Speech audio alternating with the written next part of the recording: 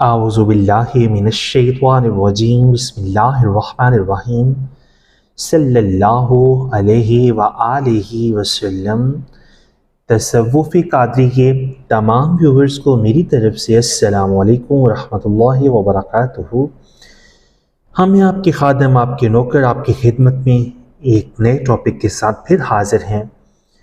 آج کا ہمارا خوبصورت ٹاپک روحانیت کے راستے میں سب سے بڑی آزمائش اور کیوں۔ سامعین محترم، ٹاپک کی طرف بڑھنے سے پہلے آپ سب سے انتہائی ادب کے ساتھ گزارش کروں گا کہ اگر آپ اس چینل پر نئے ہیں تو اپنے اس چینل کو ضرور سبسکرائب کر لیں، بیل آئیکن پر کلک کر کے آل نوٹیفیکیشن پر کلک کرنا مت بھولیے گا۔ سامعین محترم، راہ سلوک میں آنے والی ایک ایسی آزمائش جس سے گزرے بغیر کوئی خدا تک نہیں پہنچا، اور یاد رہے اللہ تعالیٰ ان لوگوں کو اس آزمائش سے گزارتا ہے جو روحانیت اور راہ فقر کے مسافر ہوتے ہیں۔ سامعین محترم، روحانیت یا فقر کوئی عام چیز نہیں، نہ ہی بچوں کا کھیل ہے۔ روحانیت اور فقر کو پانے کے لیے، اس راستے پر چلنے کے لیے ہوائے نفس یعنی نفس کے غلبے سے باہر نکلنا پڑتا ہے۔ جب انسان اللہ کو پانے کے لیے، اس خالق حق کی رضا اور خوشنودی کو پانے کے لیے راہ سلوک پر چلتا ہے تو اللہ کریم اپنے بندے کا امتحان اور آزمائش بھی لیتا ہے۔ مگر آج ہم صرف ایک بہت بڑی آزمائش کا ذکر کریں گے۔ دراصل امتحان اور آزمائش اس لیے لی جاتی ہیں تاکہ پتہ چل سکے کہ اس کا بندہ صرف رسمی بات کرتا ہے یا اس سے سچی محبت کرتا ہے۔ سامعین محترم، اسی لیے حضرت بے دم وارسی صاحب فرماتے ہیں کہ یہ میدان عشق ہے بے دم، ذرا سنبھل کے آ۔ اللہ کریم دیکھتا ہے کہ کیا میرا یہ بندہ دوستی کے قابل ہے کہ نہیں، بندہ کچا ہے یا پکا۔ سامعین محترم، اکثریت ہی راہ سلوک یا راہ حق کے مسافر ہوتے ہیں اور وہ کامیاب نہیں ہوتے۔ دراصل وہ صرف ظاہری شوق میں دیکھا دیکھی اس نظام پر چلتے ہیں، اور جب باری عمل کی آتی ہے تو راہ فرار اختیار کرنے کے کئی ہیلے بہانے تلاش کر لیتے ہیں۔ یہی وہ لوگ ہوتے ہیں جو اس آزمائش سے فیل ہو چکے ہوتے ہیں۔ ایک بہت بڑے درویش گزرے ہیں جن کو دنیا ابراہیم بن ادم کے نام سے جانتی ہے۔ حضرت ابراہیم بن ادم روحانیت کی اس آزمائش میں کیسے کامیاب ہوئے؟ حضرت ابراہیم بن ادم فرماتے ہیں کہ میرے اندر خدا کو پانے کی سخت لگن تھی اور جستجو بھی، پر میری دو موقع پر مراد پوری ہوئی ہے۔ ان کی مراد اللہ کا وصل اور مستغرق حق تعالی تھی، یعنی فنا فی اللہ۔ آپ فرماتے ہیں ایک دفعہ میں کشتی میں سوار ہوا تو لوگ مجھے سب سے زیادہ حقیر جان رہے تھے، میرا مذاق اڑا رہے تھے، لوگ میرے بکھرے ہوئے بال کھینچ رہے تھے، حتیٰ کہ آپ فرماتے ہیں کہ لوگوں نے مجھے سخت اذیت دی، مجھے سب کے سامنے رسوا کیا، اور آپ فرماتے ہیں کہ میں ذلت نفس کی وجہ سے بے انتہا خوش ہوا، اور وہاں مجھے حقیقت کا رنگ مل گیا اور میری ایک مراد پوری ہو گئی۔ سامعین محترم، دوسری مرتبہ آپ فرماتے ہیں کہ میں سفر پر تھا، برسات کا موسم تھا، شدید سردی کے ساتھ بارش بھی ہو رہی تھی۔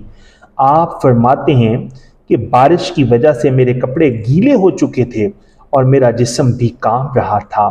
آپ رحمت اللہ تعالی علیہ فرماتے ہیں اسی حالت میں ایک مسجد میں پناہ لی اور لوگوں نے مجھے حقیر جان کر مسجد سے باہر نکال دیا۔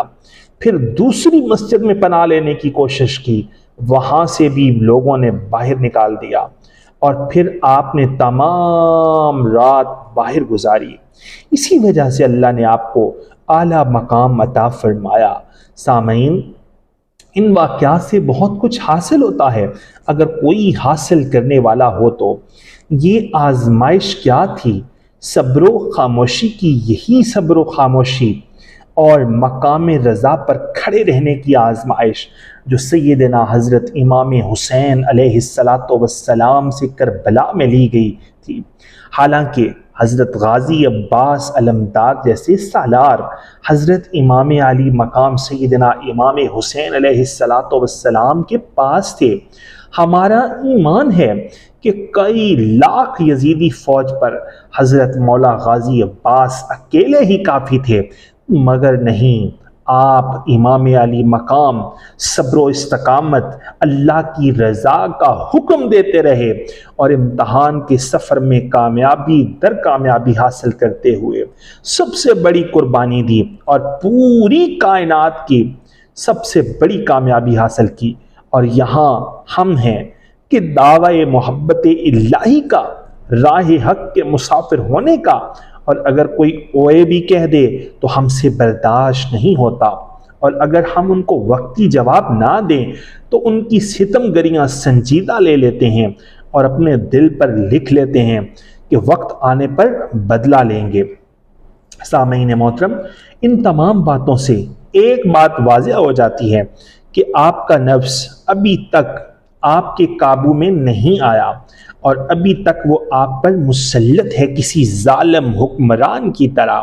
حالانکہ ہم نے اس نفس کو جگہ جگہ ذلیل کروانا تھا، بے عزت کروانا تھا، مگر بدقسمتی سے ہم تو اس کی عزت و تکریم کے لیے لوگوں کی جانیں لے رہے ہیں۔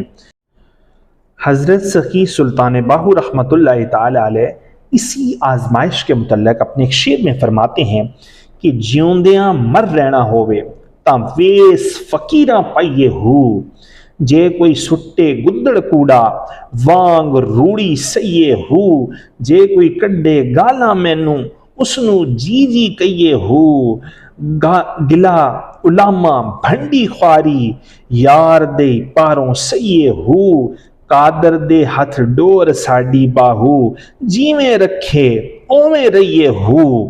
سامعین محترم، مطلب جو طالب بے مولا ہوتا ہے وہ اللہ کی رضا کی خاطر مخلوق کی ستم گیری کو نہ صرف برداشت کرتا ہے بلکہ وہ لوگوں کی گالم گلوچ کا جواب نرمی اور شائستگی سے دیتا ہے، کیونکہ وہ اپنے نفس کو کوڑا دان سمجھتا ہے اور وہ جو کوڑا پھینکتے ہیں یہ نفس اسی قابل سمجھتا ہے۔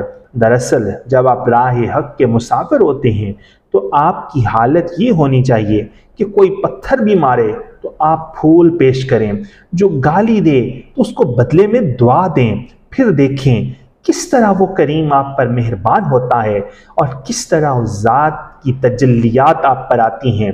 اللہ کریم ہمیں روحانیت کی تمام آزمائشوں میں کامیاب کرے۔ سامعین، یہ وصف آنا طالب حق کے لیے اس وقت آسان ہو جاتا ہے جب وہ کسی کامل کو اپنا رہنما بنا کر ان کی سیرت اور نفس کو زید کرنے کے بتائے ہوئے طریقے پر چلتا ہے۔ اللہ کریم ہمیں کاملین کی صحبت عطا کرے۔ آخر میں پھر یہی کہوں گا کہ یہ پلیٹ فارم اور حضور قبلہ پیا پاک شاہ امیر الدین حضوری قادری اور مرشد سرکار پاک احسان الحق کا در ہمیشہ کھلا ہے آپ سب کی بہترین رہنمائی کے لیے۔ اگلی آنے والی ویڈیو تک کے لیے اپنے اس خادم کو اجازت دیجیے۔ اللہ نگہبان، فی امان اللہ۔ ویڈیو کو لائک کر دیں اور جتنا ہو سکے ویڈیو کو حق بات سمجھ کر شیئر کر دیں۔ وصلی اللہ تعالی علی حبیبہ خیر خلقہ نور عرشہ وزینت فرشہ سیدنا محمد وعلی آلہ واصحابہ واولیاء امتہ اجمعین الی یوم الدین۔